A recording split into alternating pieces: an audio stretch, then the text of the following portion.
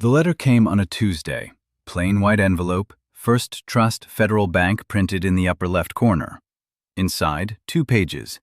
The second page was the one that mattered. It demanded $190,000 by Friday. Harold Whitfield read it twice at the kitchen table.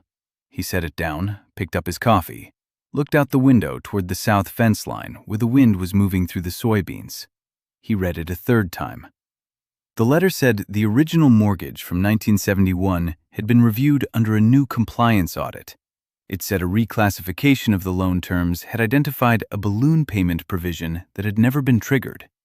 It said the current outstanding balance, including accrued interest under the revised calculation, came to $190,412. It said payment was required in full no later than 5 p.m. on Friday, October 17th. Friday was 4 days away. Harold finished his coffee. Then he stood up, walked to the hall closet, and pulled down a small fireproof safe from the top shelf. He set it on the table, turned the dial. The lock clicked. Inside was a single folded document, yellowed at the edges, folded into thirds the way bank papers used to be folded. He had not unfolded it in 41 years. He didn't unfold it now either. He just looked at it for a long moment. Then he closed the safe. His name was Harold Whitfield. He was 72 years old. He lived on 312 acres in Stoddard County, Missouri, on land his father had bought in pieces between 1949 and 1958. Harold had taken over the deed in 1971, the year his father died. He had farmed the land every season since, 41 years. He had served in Vietnam from 1968 to 1970, came back quieter than he left, went to work on the farm 2 weeks after his discharge, and never took another job anywhere else. His father had rented for the first 30 years of his life before he scraped together enough for the first 80 acres. Harold remembered him saying more than once that a man who rents his home rents his life. Harold made a promise to himself in a wet field outside Pleiku in 1969. If he made it home, he would own something no one could take, something permanent. He had kept that promise for 43 years. His wife Ruth had passed in 2009. Heart, fast, no warning. They had been married 36 years. She had handled the books from the day they married until the day she died. Every receipt, every payment, every contract. She filed everything in green metal boxes in the upstairs office, but the most important papers she kept somewhere else. She kept them in the fireproof safe in the hall closet, and she had told Harold exactly which ones and exactly why. The 1971 bond was one of those. Ruth had said it once, sitting at this same kitchen table maybe 12 years ago. She had said, "Harold, if anyone ever comes around about that mortgage, you don't argue with them. You just bring them this." She had pointed at the safe. "You don't unfold it, you don't explain it. You just hand it to a lawyer and tell him to read Clause 6. Harold had nodded. He had not asked questions. That was the kind of marriage they had.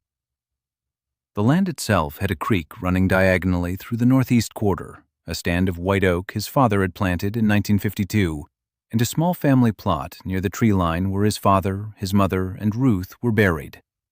3 stones. He visited them on Sundays. The Tuesday the letter came was not a Sunday. He went anyway, stood there for a while, said nothing, came back to the house and called his nephew in St. Louis to ask for the name of a lawyer. The man behind the letter was named Brent Coleman, 34 years old, MBA from Washington University, class of 2018. Branch operations manager at First Trust Federal, Cape Girardeau office. He had transferred in 11 months ago from a regional bank in Kansas City that had been acquired and dissolved. Coleman had been hired specifically to lead what the bank's quarterly report called the Legacy Loan Review Initiative. The initiative's stated purpose was to identify mortgages originated before 1985 with documentation gaps and recover what the bank's internal language called unrealized principal.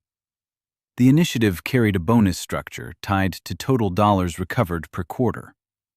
Coleman had identified 143 loans in his first audit. He had sent letters to 91 of them by October. 68 had paid something. 22 had refinanced under new terms favorable to the bank. 11 had sold property to settle. Of the remaining few, Harold's was the largest single recovery target on the list. Coleman had spent, according to bank records that would later be entered into the file, exactly 2 hours and 17 minutes reviewing Harold's case before authorizing the demand letter. Most of that time was spent calculating the revised balance. He had not read the original 1971 mortgage instrument in full. He had read the summary cover sheet generated by the bank's document scanning system in 2003. The summary cover sheet did not include Clause 6. The lawyer Harold's nephew recommended was named David Mahoney. He practiced in Sykeston, 41 miles north. Harold drove there Wednesday morning in his 1998 Ford F-250, the same truck he had driven for 20 years. He wore a clean shirt and his good hat. Mahoney was 61 years old. He had been a country lawyer for 33 years. He took the letter, read it, set it down. He looked at Harold across the desk. "This is bad, Harold," he said. "I'm not going to lie to you. The way they've structured this, if they have the documentation to support a balloon provision, you're looking at either paying it or losing the farm. Friday is 4 days away. Even if we file for an injunction this afternoon, we're not going to stop the clock." Harold reached into his jacket and took out the folded document. He set it on the desk between them. "My wife told me to bring you this," he said. "She said to tell you to read Clause 6.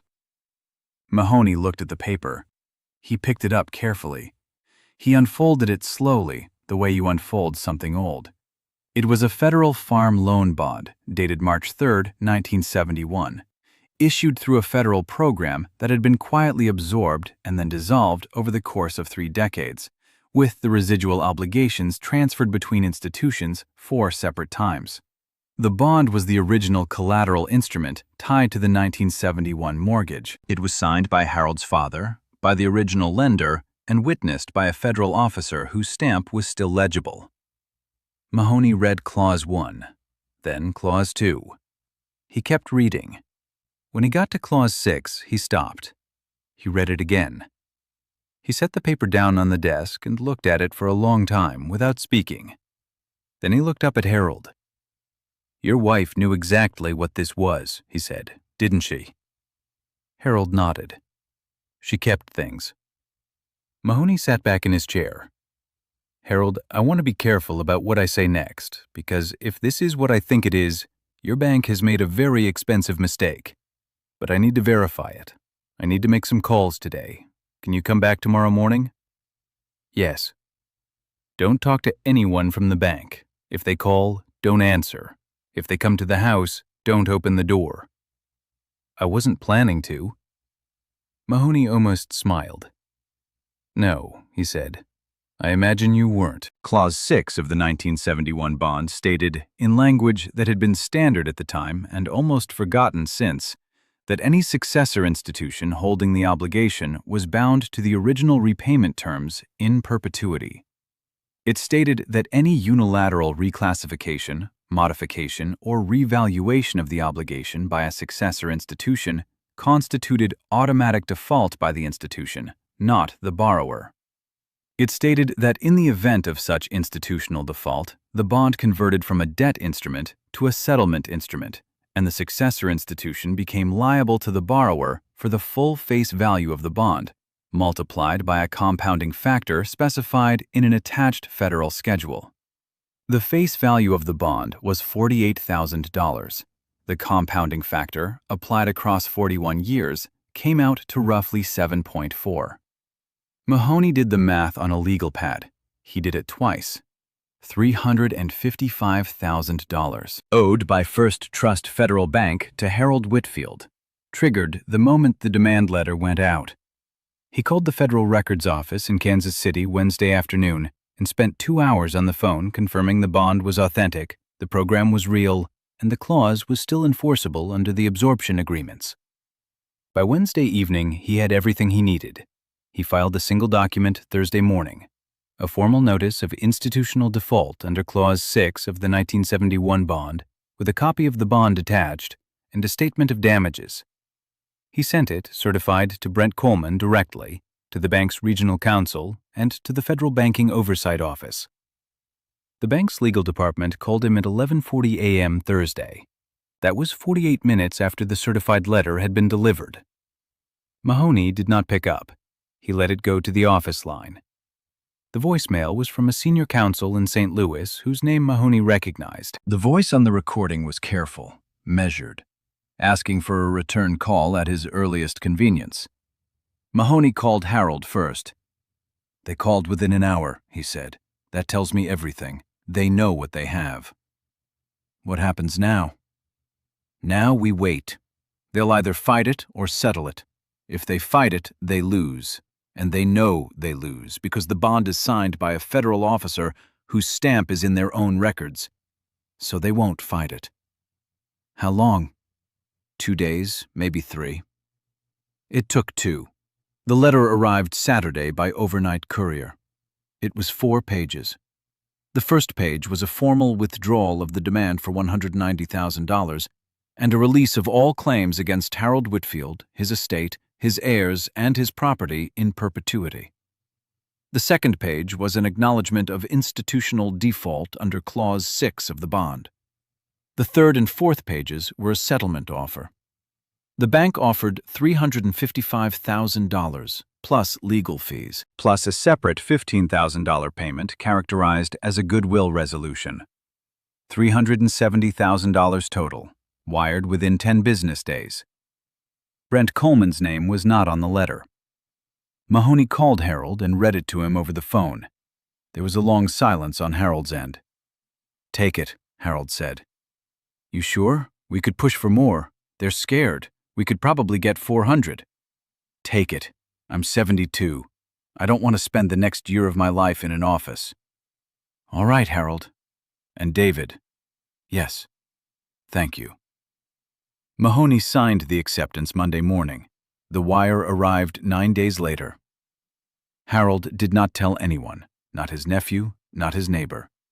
He cashed the bank's check at a different branch in a different town, deposited most of it into a savings account he had opened the year Ruth died, and put the rest into a separate account in his nephew's name, with instructions to use it only when the time came. The Saturday after the wire cleared, Harold drove out to the small family plot near the tree line.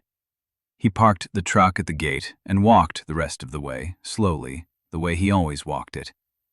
He stood in front of the 3 stones, his father, his mother, Ruth. He stood there for a long time, hat in his hand, the wind moving through the white oaks his father had planted 60 years ago. He looked at Ruth's stone the longest. He said one thing, quietly, just to her. "You were right about the closet." Then he put his hat back on and walked to the truck and drove home. He took the bond out of the safe one more time and refolded it the way it had been folded before. 3 crisp folds. Then he put it back. He closed the lid. He turned the dial. He went out to the porch and sat down and watched the light go long across the south fence line. Some men spend their whole lives building something quiet, and some men spend their lives trying to take it from them. The difference, in the end, is who kept their papers and who didn't read past the cover sheet. Harold Whitfield wasn't the only one. There were others. 91 letters went out of that branch office that fall, and most of them had no fireproof safe in the hall closet. Most of them had no Ruth, no Clause 6, no folded paper waiting 41 years for the day it would matter. But one of them had something else. Something the bank never saw coming.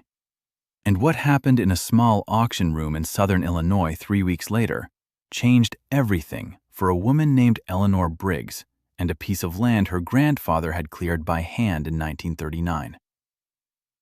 Subscribe. The next one is bigger than this one. We'll see you there. Paste your script.